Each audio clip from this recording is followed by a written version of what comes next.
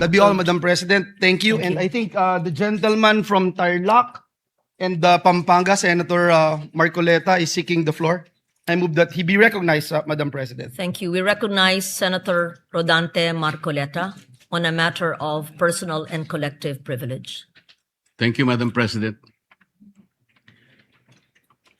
Madam President, distinguished colleagues of this chamber, and my beloved countrymen, there are moments in the life of a republic when silence becomes easier than speech, when comfort becomes more tempting than courage, and when public office is tested not by applause but by pressure.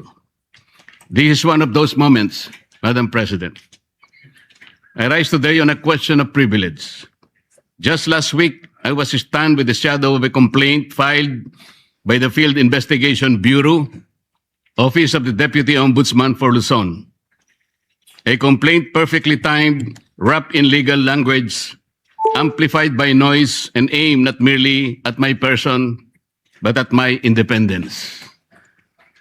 I stand before you not as a man begging to be understood, not as a senator asking to be spared, and not as an accused shrinking from the weight of accusation. Rather, I am here as a servant of the Constitution, elected by the people, bound by oath, and determined to perform my duty without fear, without favor, and without surrender. The complaint arrived while the Senate is confronted with uncomfortable truths, namely, the pending continuation of the investigation of the anomalous flood control projects, the approaching constitutional burden of an impeachment trial, and the growing pressure upon this institution to surrender its independence through political maneuvering disguised as constitutional reform. Let us not pretend that this complaint came in a vacuum. The pattern is too visible to ignore. First, remove the inconvenient voices from the inquiry, then weaken those who refuse to conform, then frighten others into silence and submission before the decisive constitutional battles begin. Mr. President, this is not merely about a complaint. The trump-up charges filed against me and some of my friends are not merely legal accusations. They form part of a deeper and more nefarious design to intimidate independent voices, to punish dissent, and to warn every senator that the price of asking hard questions could lead to personal damnation. If the intention of these cases is to silence me, let me say this at the very beginning. It has failed. I will not be silenced. I did not seek public office to become comfortable, Madam President. I did not take my oath merely to occupy a seat in this chamber while billions disappear into darkness, while constitutional processes are manipulated by pressure, or while the Senate is slowly conditioned to fear retaliation for independent judgment. I did not take my oath to serve only when service is convenient. I did not come to this chamber to lend my voice when power applauds and withdraw it when power becomes displeased. The senator is not elected to be timid. The senator is not sworn into office to become a spectator while the Constitution is tested, while impeachment proceedings demand judgment, and while the people cry out for truth about the wide-scale theft of public funds. Instead, a senator is elected to stand, to examine, to question, to decide, and when necessary, to resist. This is what I intend to do. So let the complaint be examined. Let the evidence be tested. Let the law speak. I will answer in the proper forum with documents, with facts, and with the calm confidence of one who knows that accusation is not proof, that attacks couched in legal veil do not constitute the truth. And before the Filipino people, I must say what is plain. A complaint without nexus is not justice. A complaint without evidence is public injury, official favor, corrupt consideration, or abuse of office is not accountability. It is machinery. It is pressure. It is a warning shot fired at those who refuse to kneel. And if that warning was meant for me, Mr. President, then the answer is very clear. It failed. The complaint against me speaks of amounts. It speaks of dates. It speaks of suspicion. But suspicion is not evidence. Amount is not corruption. Political inconvenience is not probable cause. An accusation, no matter how loudly repeated, is not proof. It is a theater. It is pressure. It is machination. Let me state the legal defenses plainly on the allegations against me. The law did not define the limits of liberality among friends. They did not say that friendship must stop at a number chosen by one's accusers. They did not say that generosity becomes criminal merely because the amount is substantial. What the law forbids is not liberality. It forbids corruption. What it condemns is not friendship. It condemns the sale of public duty. At least I stated the truth. At least I faced the issue. At least I did not hide behind silence. So I ask, what of those who receive support, gifts, donations, favors, or assistance for their own electoral campaigns and keep them beyond public scrutiny? Shall the law be a sword only against those who dissent and shield for those who belong to the circle of the powerful? If transparency is demanded, let it be demanded of all. If public morality is the standard, let no one be exempt because of wealth, alliance, influence, or proximity to power. And so I speak again, clearly and directly. What official act did I sell? What vote did I promise? What public fund did I touch? What government contract was delivered? What favor was asked, promised, or given? If they cannot answer these questions, then this complaint is not the pursuit of justice. It is a deliberate attempt to silence dissent. But this is larger than me. This is not a fight for one man. This is not a fight for one faction. This is not a fight for political survival. This is a fight for whether the Filipino people may still have senators capable of questioning, investigating, judging, and speaking freely without fear or favor. When this chamber is called upon to sit in impeachment proceedings, we are not merely politicians. We are senator judges. We are bound to listen, to weigh evidence, to apply the Constitution, and to act according to our conscience. That responsibility cannot be curtailed by fear, pressure, harassment, or manufactured accusation. No one should be allowed to intimidate a senator judge into silence. No one should be allowed to punish a member of this chamber for ensuring that impeachment must be governed by law, evidence, due process, and conscience.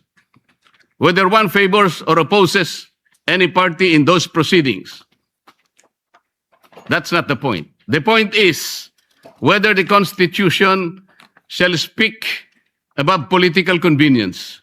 I will perform that duty, Madam President. I will listen. I will weigh the evidence. I will obey the Constitution. I will not prejudge. I will not be dictated upon. I will not surrender the independence of my vote to any power outside this chamber. Even if the path becomes lonely, I will walk it. Even if the attacks become heavier, I will endure them. Even if my voice becomes inconvenient to the powerful, I will continue to speak the way I should. The same is true of the Senate's investigation of the flood control scandal. That inquiry must continue. It must not be weakened. It must not be derailed. It must not be silenced. If there has been grand-scale theft from the country's coffers, then that is among the greatest sins of our modern public life. It is not ordinary corruption. It is the stealing of safety from communities that drown. It is the stealing of roads from farmers. It is the stealing of classrooms from children. It is stealing of medicine from the sick, wages from workers, and hope from taxpayers who labor honestly while others feast on public money. No senator should be silenced when the duty is to follow the trail of the public's money. No committee should be weakened when the task is to expose corruption. No voice should be threatened when the question before the nation is whether the billions intended for the people were ransacked by bandits of insatiable greed. I do not fear imprisonment. I fear a country where freedom itself is imprisoned. I fear a republic where legal processes are twisted into weapons, where dissenting voices in the Senate are mechanically trimmed down, and where the rich and the powerful elite manipulate institutions so that only their chosen voices may be heard.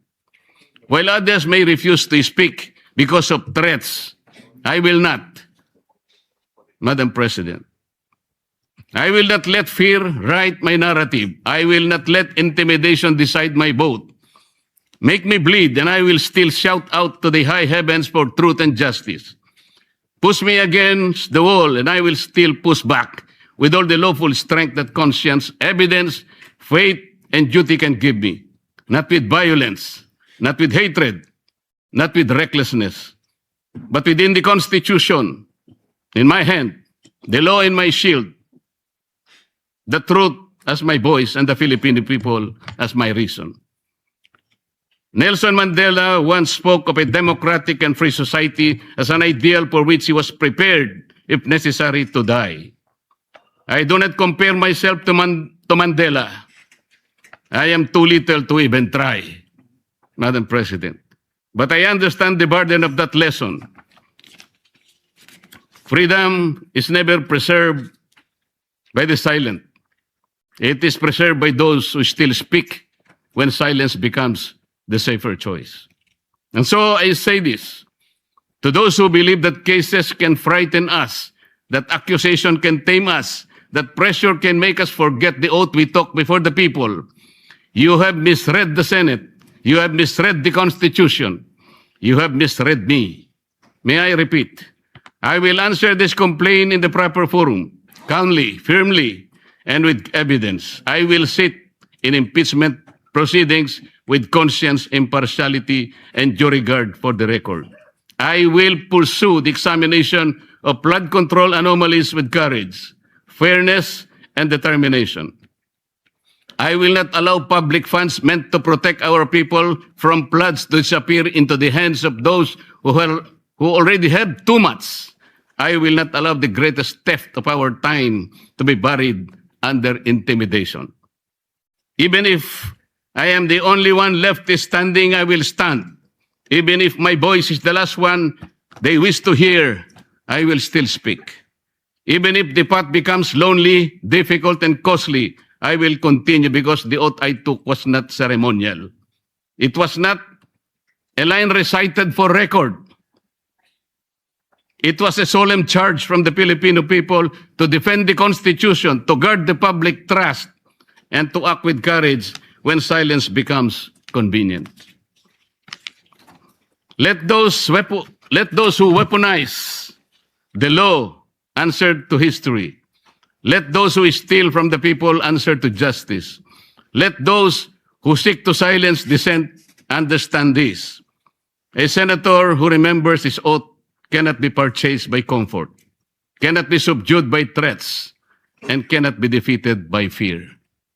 Madam President, kaya po ba nila kong ipakulong? Kayang-kaya po nila. Nagawa nga po nilang umimbento ng krimen laban sa akin.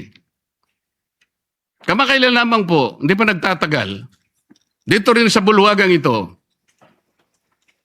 somebody said, sometimes you need to bend the law to be able to please the people. Am I right, Mr. Secretary Remulla? Secretary Remulla, then Secretary of Justice, now Ombudsman, said loudly, yes, sir. So pwede na nang baluktutin lahat, kagaya ng pambabaluktot na ginawa nila.